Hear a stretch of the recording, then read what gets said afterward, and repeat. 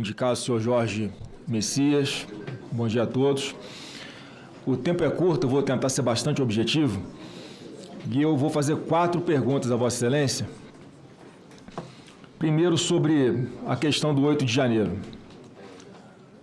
Quanto mais passa o tempo, mais se percebe a farsa que houve nesse julgamento. Pessoas julgadas sem foro por prerrogativa, tendo suas vidas decididas apenas pela primeira turma do Supremo, sem individualização das condutas, as denúncias como um copia e cola, mudando só o nome e qualificação, um cerceamento de defesa nunca antes visto na história desse Brasil, e algumas pessoas, algumas centenas de pessoas e famílias que tiveram suas vidas destruídas pela articulação especial de um ministro do Supremo. Iraci Megumi Nagoshi, 73 anos de idade, senhor Messias. Participou do quebra-quebra aqui na Praça dos Três Poderes. No máximo, como o senhor falou também em outra resposta, responderia por uma depredação de patrimônio ou dano material. Condenação, 14 anos de cadeia. E essa senhora aqui. Mais recentemente, aqui na Sexta-feira de Paixão, o senhor Alcides Ram, 71 anos, um empresário de Santa Catarina. Olha a tipificação. A tipificação do que ele foi condenado, senhor Messias. Abolição violenta do Estado Democrático de Direito, golpe de Estado, dano qualificado, deterioração do patrimônio tombado e associação criminosa armada. Sabe o que ele fez? R$500 de Pix para fretar um ônibus. Condenação, 14 anos de prisão. E como foi dito aqui pelo senador Magno, a gente tem a Kézia aqui, essa menina de preto, que está aqui assistindo pessoalmente mais uma audiência de várias que ela tem participado aqui, em memória de sua família, do seu pai Clesão. Morreu na prisão depois de mais de 8 pedidos ignorados pelo senhor Alexandre de Moraes, com parecer favorável da PGR, para que ele pudesse sair de lá e tratar da sua saúde. E eu queria fazer uma primeira pergunta ao senhor, com toda a sinceridade. O senhor só acha que essas pessoas são de fato uma ameaça à democracia? E nós aqui no Congresso, senadores e deputados, nós temos lutado muito por aprovação de uma anistia ampla, geral e restrita a essas pessoas, pessoas simples, via de regra, senhor Messias, trabalhadoras, sem nenhum antecedente criminal, com residência fixa, e que estavam apenas inconformadas com a forma como as eleições de 2022 foram conduzidas pelo senhor Alexandre de Moraes enquanto presidente do TSE, porque, de fato, ele desequilibrou essa disputa. E o senhor declarou, num veículo de comunicação, eu vou abrir aspas aqui, nós que lutamos e vivemos pela democracia nos sentimos indignados com qualquer projeto que fale em anistia para golpistas.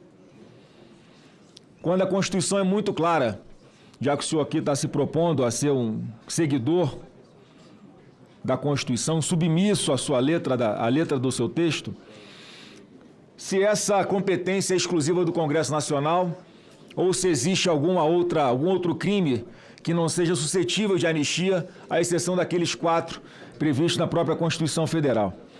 E o debate foi iniciado aqui no Congresso Nacional, senhor Messias. O debate foi iniciado aqui no Congresso Nacional e ele foi interditado, porque, mais uma vez, o ministro do Supremo Tribunal Federal parecia que estava pilotando o relator desse projeto lá na Câmara dos Deputados, inclusive com a suspeita de que ele próprio tenha redigido o texto final, que deixou de ser anistia e passou a ser algo chamado de dosimetria, que está longe de fazer justiça a essas pessoas, grande parte dela totalmente inocente. E aí fica outra pergunta aqui, se o senhor concorda que o ministro do STF possa interferir, assim, em outro poder.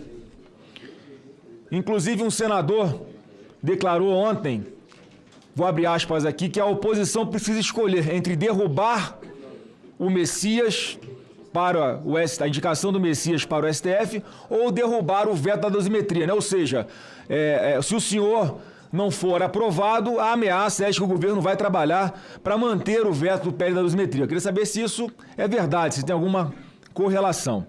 E o segundo tema aqui para concluir é sobre o escândalo do INSS, que completou um ano semana passada. Mais um escândalo do governo Lula. Aliás, coincidência, né? Sempre ele, o presidente da República, nos maiores escândalos de corrupção desse país. Foi assim no Mensalão em 2003, Petrolão em 2007, agora Banco Master, roubo dos aposentados do INSS. E o senhor, enquanto AGU, pediu bloqueio de recursos de vários sindicatos e associações para ressarcir os aposentados que foram roubados. Mais de 4 milhões já fizeram pedido e estão sendo ressarcidos. Mas o senhor deixou de fora algumas associações e sindicatos. Por exemplo, Sindinap, Sindicato Nacional dos Aposentados, Pensionistas e Idosos, que tinha como vice-presidente o senhor José Ferreira da Silva, conhecido como Frei Chico, por acaso irmão do presidente Lula. Outro exemplo, a CONTAG, Confederação Nacional dos Trabalhadores da Agricultura, que recebeu a bagatela de 426 milhões de reais só em 2023, com um desconto ilegal no contra-cheque dos aposentados, pensionistas e beneficiários do BPC. E aqui, matéria do Metrópolis, né? INSS silencia sobre poupar sindicato de irmãos de Lula de ação judicial. Quer dizer, nem a AGU à época e nem a INSS explicar exatamente por que. Eu queria pedir ao senhor, para finalizar aqui, a minha última pergunta, por que o senhor não quis bloquear as contas dessas entidades também, se era porque entre elas tinha o irmão do presidente Lula na diretoria. Eram essas perguntas, senhor Jorge Messias.